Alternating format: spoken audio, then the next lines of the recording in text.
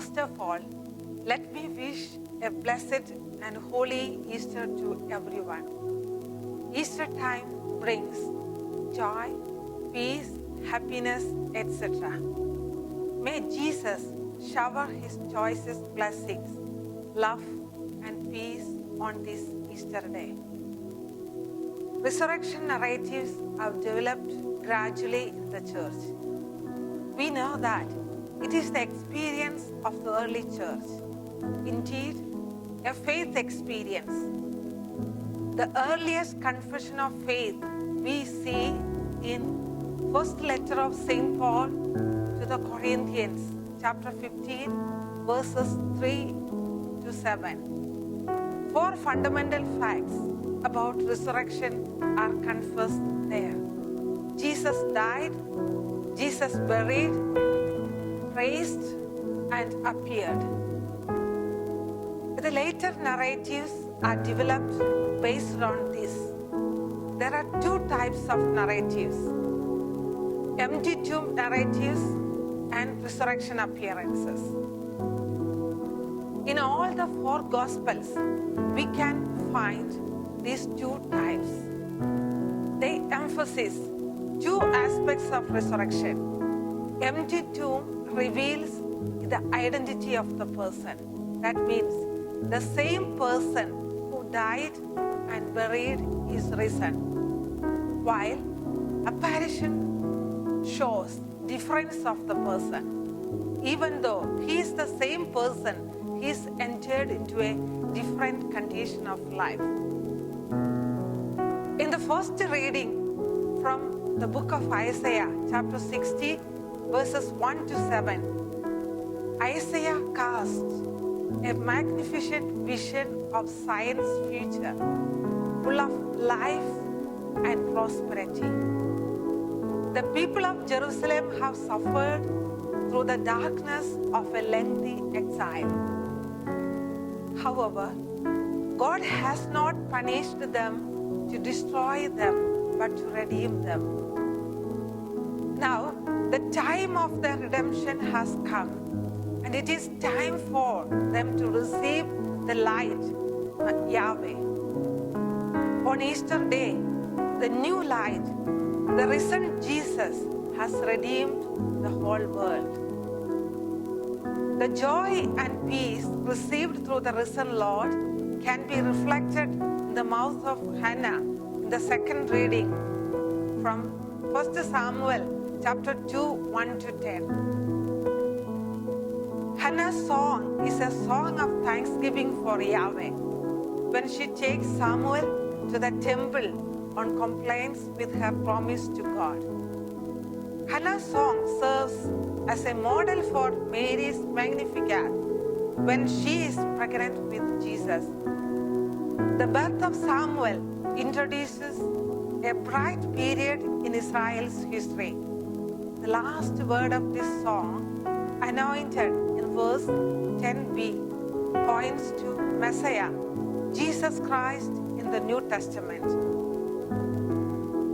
St. Paul, in his letter to Romans, chapter 6, 1 to 14, exhorts us that our old self is crucified with Jesus, and we are no longer enslaved to sin.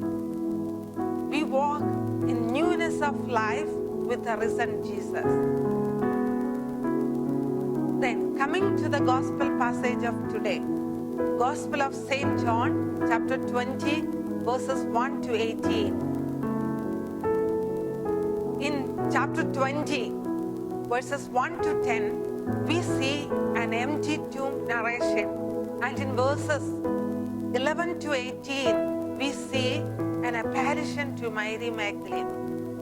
There are two more appearances in chapter 20 itself.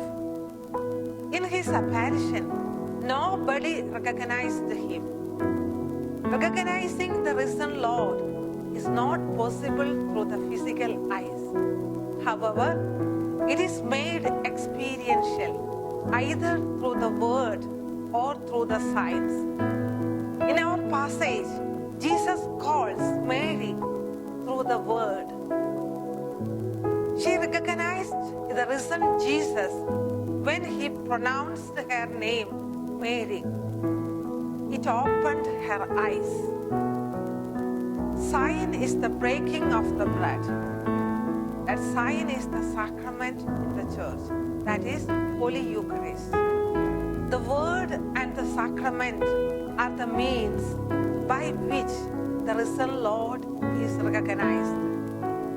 In the Emmaus story, 2 disciples recognized the risen Lord only after the breaking of the bread. In the beginning of the chapter 20, it is said, the stone was removed. In Jesus' resurrection, every stone from our lives is removed. The stones which block us are our fear, anxiety, tension, etc. In fact, resurrection experience takes us to joy, peace, and freedom. After hearing from Mary Magdalene, the 2 disciples ran to the tomb, Peter and the beloved disciple. According to Joseph Losky, an Orthodox theologian, Peter represents authority and the beloved disciple represents love. So, authority and love run together. However, love reached first. Love often surpasses everything. But it is interesting to note that at the entrance, love waited for authority. So, authority entered first. They saw the empty tomb and believed that Jesus is risen. That is the result of the stones removed away from the tomb. When the heavy stones of life are removed away, there comes the true freedom, obedience, humility, service, compassion, etc. The first apparition to Mary Magdalene surprises me always.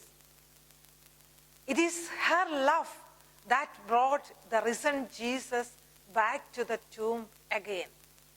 That much she loved Jesus.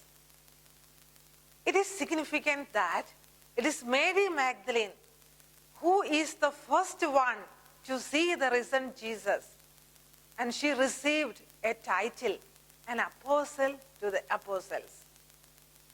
Peter and the beloved disciple came to the tomb as well. Why didn't Jesus appear to them first? Why Mary is chosen first? And what was so special about her to Jesus? This is the true picture of faithfulness. She remained at the empty tomb when the disciples left. This is a picture of the heartfelt and consistent love and devotion we all should give to Jesus. We should cling to him and long for his experience. As the book of Revelation reminds us, the risen one moves along with us and he lives forever and ever.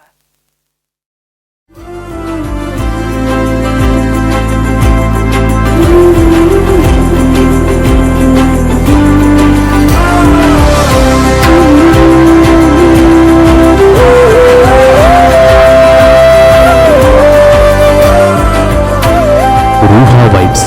Hear, reflect, and be enlightened.